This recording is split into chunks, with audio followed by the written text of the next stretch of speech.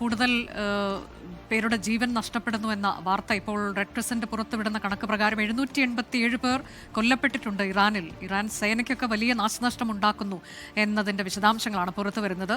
Gulf രാജ്യങ്ങളിൽ എങ്ങനെയാണ് Iran ആക്രമണം കടുപ്പിച്ചിരിക്കുന്നത്? വിശദാംശങ്ങളുമായി മുഹമ്മദ് റഹീസ് ഉണ്ട് ദുബായിൽ നിന്ന്.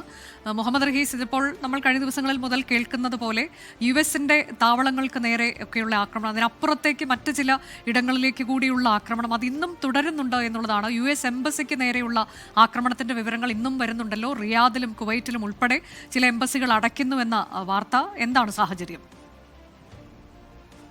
അനുജ, റിയാദിലാണ് ഗൾഫ് മേഖലയിൽ നിന്ന് ഏറ്റവും കൂടുതൽ അപകടമുണ്ടായത്, അല്ലെങ്കിൽ ഏറ്റവും തീവ്രമായ അപകടമുണ്ടായത് എന്ന് പറയാം. അത് രാവിലെ ഉണ്ടായ അപകടമാണ്.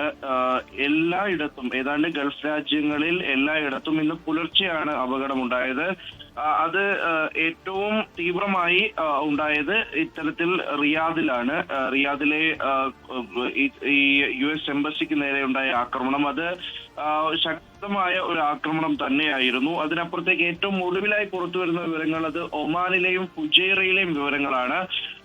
ഒമാനിൽ ഇതുപോലെ ആക്രമണം ഉണ്ടായിരിക്കുന്നു, ഒപ്പം തന്നെ ഫുജൈറയിലും ആക്രമണം ഉണ്ടായിരിക്കുന്നു എന്നുള്ള വിവരങ്ങളാണ് ഇപ്പോൾ ഏറ്റവും ഒടുവിലായി പുറത്തു വരുന്നത്. ഫുജൈറയെ സംബന്ധിച്ചിടത്തോളം അവിടുത്തെ ഓയിൽ ഇൻഡസ്ട്രി സോണിലാണ് അപകടം ഉണ്ടായിരിക്കുന്നത്. അത് ഇത്തരത്തിൽ ഈ മിസൈലുകളെ വെടിവെച്ചിട്ടതിനു ശേഷം അതിന്റെ അവശിഷ്ടങ്ങൾ വീഴുമ്പോൾ, അതിനെ ഡിഫ്യൂസ് ചെയ്ത ശേഷം അവശിഷ്ടങ്ങൾ വന്ന് പതിച്ച് അവിടെ ഉണ്ടായ അപകടം ഉണ്ടായിരിക്കുന്നു എന്നുള്ള കാര്യം ഇപ്പോൾ ഉറപ്പിച്ചിരിക്കുന്നു. ഒപ്പം നേരത്തെ ഇതുപോലെയായിരുന്നു, സമാനമായി ദുഃഖം തുറമുഖത്തിന് നേരെയും ഒമാനിൽ ആക്രമണം ഉണ്ടായിരുന്നു. അപ്പോൾ അതിൽ ഈ രണ്ട് സംഭവങ്ങളിലും ആളപായമില്ല, അല്ലെങ്കിൽ നാശനഷ്ടങ്ങളൊന്നുമില്ല എന്ന് അധികൃതർ പറഞ്ഞു വെക്കുന്നുണ്ട്.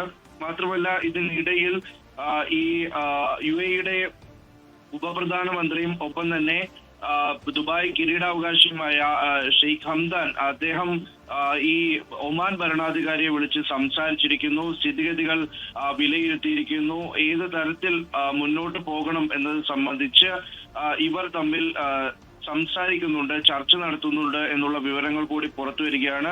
ഈ ഫുജൈറയിലെ അപകടം രാവിലെ അത് വ്യക്തമായിരുന്നില്ല. അതായത് UAE-യിൽ അബുദാബിയിൽ മാത്രമാണ് അപകടം ഉണ്ടായിരുന്നത് എന്ന സ്ഥിരീകരണം ഉണ്ടായിരുന്നു. പക്ഷേ ഫുജൈറയിൽ കൂടി ഈ അപകടം ഉണ്ടായിരിക്കുന്നു. കഴിഞ്ഞ ദിവസങ്ങളിൽ ഫുജൈറയിൽ അപകടം ഉണ്ടായിരുന്നില്ല. ആദ്യ ദിവസം മാത്രം, ഈ യുദ്ധം തുടങ്ങിയ ആദ്യ ദിവസം മാത്രമാണ് ഫുജൈറയിൽ അപകടം ഉണ്ടായത്. പക്ഷേ ഇതിപ്പോൾ ഫുജൈറയിൽ കൂടി ഇത്തരത്തിൽ ആക്രമണം ഉണ്ടാകുമ്പോൾ സ്വാഭാവികമായിട്ടും അത് UAE-യെ സംബന്ധിച്ചിടത്തോളം അത്ര ഭൂഷണമല്ല, അത്ര അംഗീകരിച്ച് കൊടുക്കാൻ കഴിയുന്ന ഒന്നുകൂടിയല്ല. അപ്പോൾ അത് എന്തായാലും ഓയിൽ സോണൊക്കെയും ലക്ഷ്യമിട്ടുകൊണ്ടുള്ള ആക്രമണം നടക്കുമ്പോൾ അതിനെ തടുക്കാൻ വേണ്ടിയിട്ടുള്ള സർവ്വ നീക്കവും നടത്തും എന്നുള്ള കാര്യം ഉറപ്പാണ്. ഭംഗിയായി പ്രതിരോധിക്കാൻ കഴിഞ്ഞിട്ടുണ്ട് എന്ന് UAE അവകാശപ്പെടുകയും ചെയ്യുന്നുണ്ട്.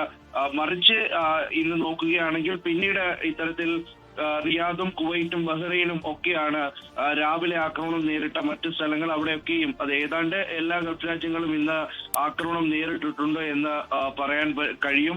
രാവിലെ ബഹ്റൈനിലൊക്കെയും ആക്രമണം ഉണ്ടായി, അപായ മണി മുഴങ്ങി. അത് വെളുപ്പിനെയായിരുന്നു. ഏതാണ്ട് 3 മണിയോട് കൂടിയ സമയത്ത് അപായ സൈറനുകൾ മുഴങ്ങിയ ശേഷം അവിടെ ആക്രമണം ഉണ്ടായി. എന്തായാലും ഈ വിമാനമൊക്കെയും വീണ്ടും ഫ്ലൈറ്റ് ഓപ്പറേഷൻസ് ഒക്കെ നടത്താൻ കഴിയുന്നത് ഇത്തരത്തിലൊരു നേട്ടമായിട്ട് ഗൾഫ് രാജ്യങ്ങളൊക്കെയും കാണുന്നുണ്ട്.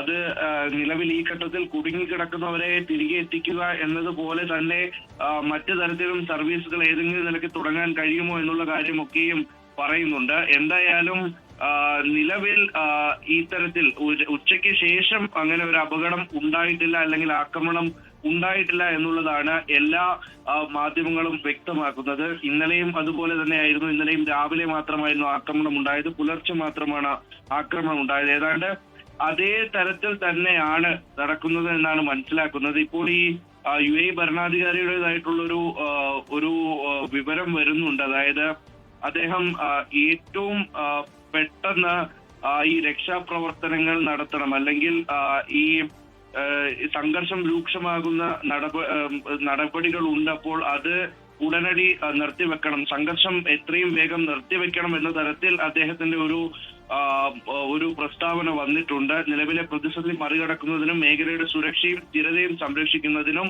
ചർച്ച നടത്തണം എന്നുകൂടി അദ്ദേഹം ആവശ്യപ്പെട്ടു. അതായത് നയതന്ത്ര പരിഹാരങ്ങളിലേക്ക് കടക്കണം എന്നുള്ളത് UAE പ്രസിഡന്റ് ആവശ്യപ്പെടുകയാണ്. അങ്ങനെയാണെന്നുണ്ടെങ്കിൽ അത് ഒരു പ്രധാനപ്പെട്ട നീക്കമായി മാറും. ഷെയ്ഖ് മുഹമ്മദിന്റേതായിട്ടുള്ള ഒരു പ്രസ്താവന നിലവിൽ വരുന്നുണ്ട്. അത്തരത്തിൽ ഈ നീക്കങ്ങൾ സീരിയസ് ആയിട്ടുള്ള ചർച്ചകൾ നടക്കേണ്ട സമയമായിരിക്കുന്നു. യുദ്ധം അതിന്റെ ഏറ്റവും മൂർധന്യ അവസ്ഥയിലേക്ക് കടക്കുമ്പോൾ ചർച്ച കൊണ്ട് പരിഹാരം ഉണ്ടാക്കണം, ഒരു ഡിപ്ലോമാറ്റിക് സൊല്യൂഷൻ ഉണ്ടാക്കണം എന്നുള്ളത് UAE പ്രസിഡന്റ് പറഞ്ഞു വെക്കുകയാണ്. അങ്ങനെയാണ് എങ്കിൽ അത് ഒരു നിർണായകമായിട്ടുള്ള നീക്കമായി ഈ ഘട്ടത്തിൽ മാറും എന്നുകൂടി പറയാൻ കഴിയും. ചില അന്താരാഷ്ട്ര മാധ്യമങ്ങൾ, പ്രധാനപ്പെട്ട മാധ്യമങ്ങളൊക്കെയാണ് ഈ വിവരം പുറത്തുവെക്കുന്നത്. അങ്ങനെയാണ് എന്നുണ്ടെങ്കിൽ അവിടെ UAE ഇടപെടുന്നു എന്നുള്ള നിലയിലേക്ക് കാര്യങ്ങൾ പോകും. അതിന്റെ ഒരു ഔദ്യോഗിക സ്ഥിരീകരണം ഉടൻ ഉണ്ടാകും ഈ വിഷയത്തിൽ എന്നുള്ളതാണ് നമ്മൾ പ്രതീക്ഷിക്കുന്നത്.